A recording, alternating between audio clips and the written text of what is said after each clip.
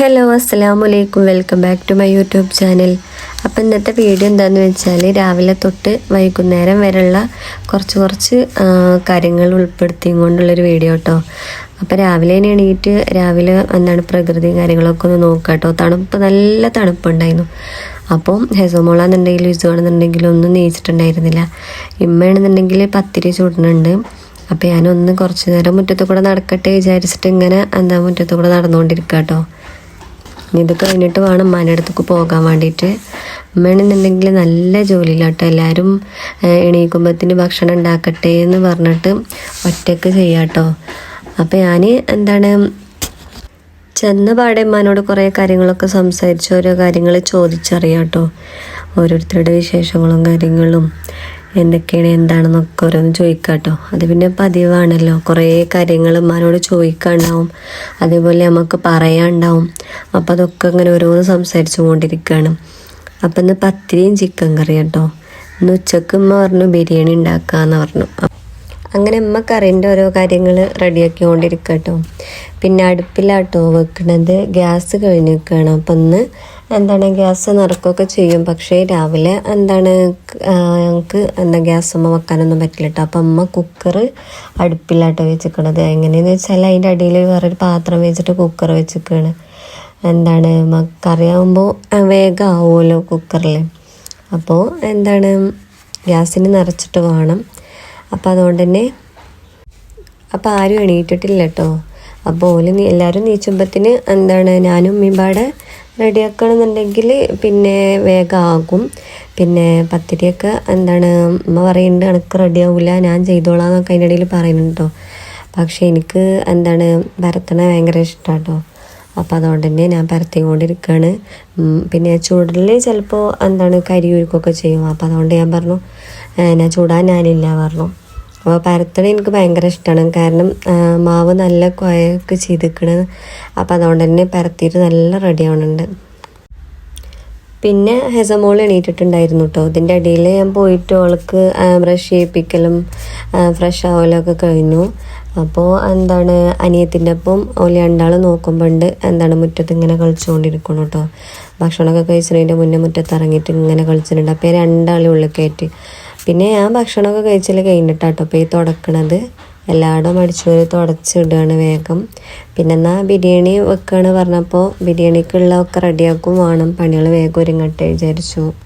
അപ്പോൾ അടിച്ചൊരു തുടക്കലും അതേപോലെ ബിരിയാണിക്കുള്ള കുറച്ച് സാധനങ്ങളൊക്കെ റെഡിയാക്കി കൊടുത്ത് പിന്നെ ഞാനും എൻ്റെ അനിയനും പാടെ അക്ഷയ്ക്ക് പോവാം കേട്ടോ. അവനക്ക് ഫോട്ടോ എടുക്കാൻ വേണ്ടിയിട്ടൊരു കടയിൽ കയറിയിരിക്കുകയാണ്.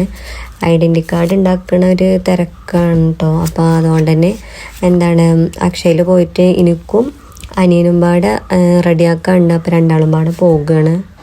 ഇപ്പോൾ ഞങ്ങൾ ഫോട്ടോ എടുക്കാൻ വേണ്ടിയിട്ട് കയറിക്കാട്ടോ ഒരു കടയിലേക്ക്. എനിക്ക് പാസ്പോർട്ട് സൈസ് ഫോട്ടോ കയ്യിലില്ല. അപ്പോൾ അതുകൊണ്ട് തന്നെ അത് എടുക്കാൻ വേണ്ടി കയറിക്കാണ്. അപ്പോൾ ഞാൻ പത്രമൊക്കെ അങ്ങനെ വായിച്ചുകൊണ്ടിരിക്കുകയാണ്. കുറേ മുന്നേ വായിച്ചതാണ് പത്രമൊക്കെ. ഇതാട്ടോ എൻ്റെ അനിയന്, കൂടുതലായിട്ട് വീഡിയോയിൽ വരില്ല. അക്ഷയിൽ പോയിട്ട് 1 മണിക്കൂർ നേരം വെയിറ്റ് ചെയ്ത് നിന്നിട്ടോ.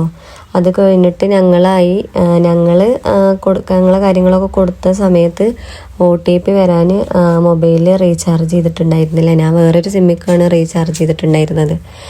അതേപോലെ തന്നെയാണ് അനിയൻ്റെതും ഉമ്മാൻ്റെ വേറൊരു സിമ്മിക്കാണ് റീചാർജ് ചെയ്യേണ്ടത്. OTP ഒക്കെ വരിക.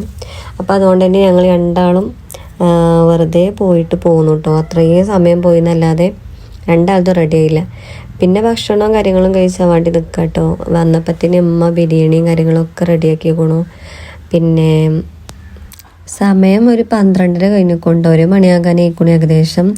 ഹെസമോളും മിന്നുവാണെന്നുണ്ടെങ്കിൽ ഫോണുമ്മേന് പിന്നെ ഹെസമോളാണെന്നുണ്ടെങ്കിൽ ഒറ്റയ്ക്ക് കഴിക്കാമെന്ന് പറഞ്ഞിട്ട് പ്ലേറ്റും മുറിച്ചിരിക്കുക കേട്ടോ. എല്ലാവരും ഭക്ഷണത്തിന് വെയിറ്റ് ചെയ്തിരിക്കുകയാണ്. അപ്പം അമ്മ പറഞ്ഞു ഇതാ എല്ലാവരും വേണ്ട എടുത്തോളിന്ന് പറഞ്ഞിട്ട് ഉമ്മ അവിടെ വെച്ചു കേട്ടോ. അപ്പം ഞാൻ പറഞ്ഞു വേണ്ട ഉമ്മ എടുത്തന്നാൽ മതി പറഞ്ഞിട്ട് ഉമ്മനെ വിളമ്പിത്തരാം കേട്ടോ എല്ലാവർക്കും.